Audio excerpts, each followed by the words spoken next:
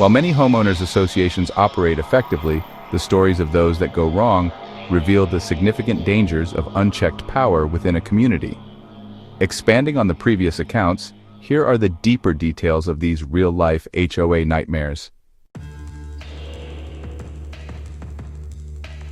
Greed and grand larceny, cases of fraud. Financial crimes within HOAs are particularly insidious because they are a betrayal of trust by neighbors and appointed officials. The funds stolen are not from a faceless corporation, but from the collective contributions of every homeowner in the community. The Las Vegas takeover scheme, Leon Benzer's criminal empire. The conspiracy masterminded by Leon Benzer was a sprawling criminal enterprise that treated dozens of Las Vegas HOAs like personal piggy banks. It wasn't just about winning a few contracts, it was about creating a self-sustaining system of corruption. The Las Vegas takeover scheme, Leon Benzer's criminal empire.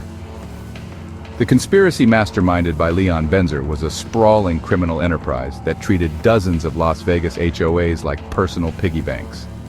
The method, the scheme relied on a network of corrupt lawyers, real estate agents, and property managers. They would identify HOA boards that could be easily influenced or taken over. Using straw purchasers, they would buy condominiums, which granted them voting rights. They would then stuff the ballot boxes during board elections to install their hand-picked complicit board members.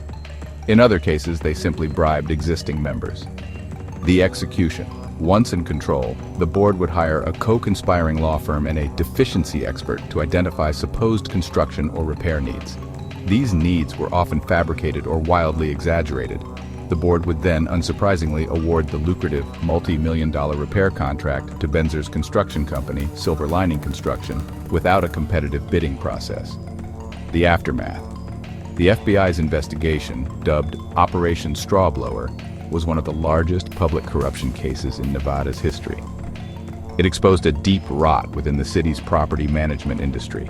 Over 40 people were indicted, with many receiving prison sentences. Leon Benzer, the ringleader, was sentenced to 15.5 years in prison after pleading guilty.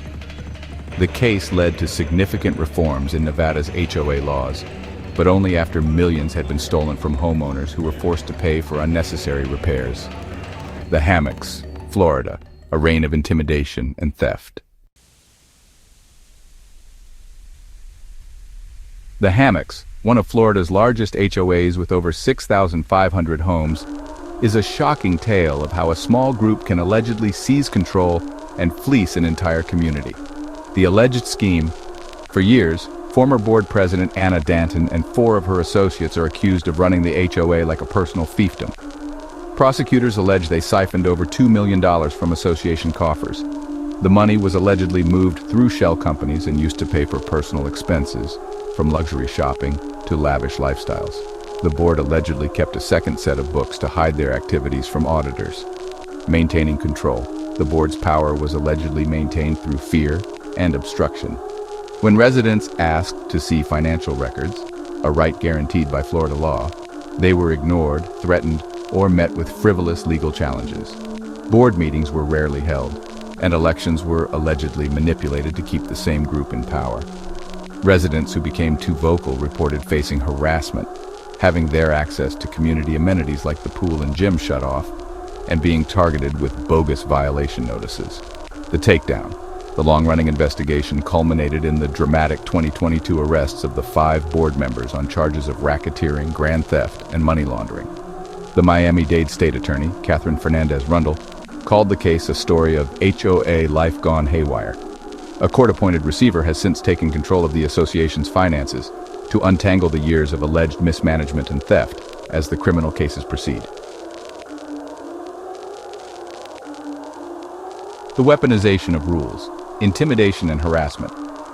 These cases highlight how HOA rules intended to maintain order can be selectively and aggressively enforced to harass, intimidate, and financially cripple homeowners.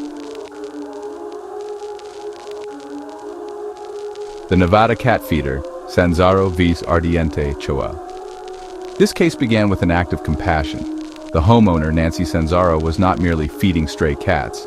She was managing a local feral cat colony as part of a trap-neuter-return TNR program. a method endorsed by animal welfare organizations to control populations humanely. The harassment, the Ardiente Homeowners Association board became fixated on Sanzaro's activities. Despite her efforts to be discreet and hygienic, the HOA began a relentless campaign against her. They subjected her to constant surveillance, photographed her on her own property, and sent a barrage of violation letters and fines that eventually totaled thousands of dollars. The board's actions went far beyond simple rule enforcement. The court later found evidence that the HOA's actions were driven by personal animosity and were not applied equally to other residents. Green Valley Ranch, Colorado, a foreclosure machine. The situation in Denver's Green Valley Ranch community became a statewide scandal, epitomizing the fines to foreclosure pipeline that can devastate working-class families. The process was ruthlessly efficient. A homeowner would be cited for a minor infraction: weeds in the lawn that were a few inches too tall, a visible trash can, or a crack in the pavement. The initial fine might be just $50 or $100. However, the HOA's management company, MSI LLC, would then begin stacking on late fees, interest, and exorbitant legal and administrative fees. A small debt could balloon to thousands of dollars in a matter of months. The human cost. Many residents were unaware of how quickly the debt was escalating until a lien was placed on their home. For many, English was a second language, making the complex and threatening legal notices difficult to understand. Soon after the lien, foreclosure proceedings would begin. Families found themselves fighting to save their homes, their primary source of wealth, over a violation they may not have even understood. In 2021 alone, the HOA initiated foreclosure proceedings on over 50 homes. The outcome: an investigation by CBS News Colorado brought the issue to national attention. The community organized, and the public outcry led to significant change. The HOA fired MSI, and the Colorado legislature passed a sweeping HOA reform bill that caps fees, requires more transparent communication, and makes it much more difficult for HOAs to foreclose on homes for minor covenant violations. The final escalation, when disputes turn deadly. These are the most tragic stories, where years of accumulated anger, frustration, and a sense of persecution erupt into fatal violence. The Louisville fence dispute, the case of Mahmoud Yusuf Hindi. Mahmoud Yusuf Hindi's conflict with the Spring Creek HOA was not a sudden event. It was a protracted 8-year war of attrition that consumed his life. The initial dispute was over a fence he built and alterations to his driveway, which the HOA claimed violated community covenants. The long battle. Hindi believed he was being singled out and discriminated against. He filed multiple lawsuits against the HOA, alleging harassment. The HOA in turn sued him to force him to comply. The legal battles were expensive and emotionally draining. The breaking point: on September 6, 2012, the conflict reached its horrific conclusion.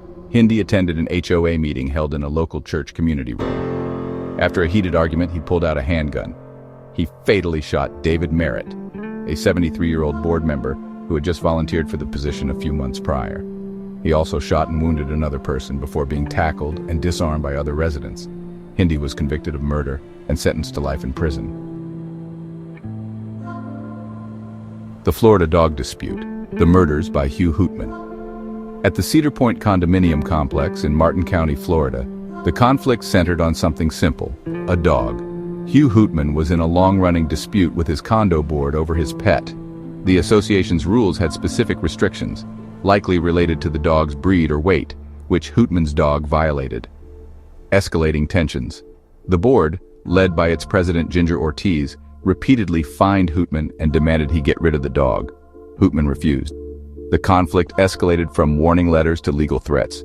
For Hootman, the issue was no longer just about his pet. It was a fight against an authority he felt was infringing on his rights. The crime. The final straw was an eviction notice. On the morning of October 1, 2012, after being served with the notice, Hootman snapped. He armed himself and went to Ginger Ortiz's apartment, shooting and killing her. He then proceeded to another unit and murdered another person he believed was associated with the board's actions. The rampage ended only when he was apprehended by police. Hootman was convicted on 2 counts of first-degree murder and sentenced to life in prison without parole. These stories are extreme, but they reveal the same through line. When power is left unchecked in close-knit communities, the consequences can be devastating. From fraud and theft to harassment, foreclosures, and even deadly violence, HOA abuses have real victims and lasting consequences. If you've experienced similar abuse, document everything, seek legal counsel, and contact your state regulators. Communities can fight back, and laws can change. Subscribe for more true crime examinations of systems that failed ordinary people. This was a look at HOA nightmares, where neighborhood governance turned into something darker.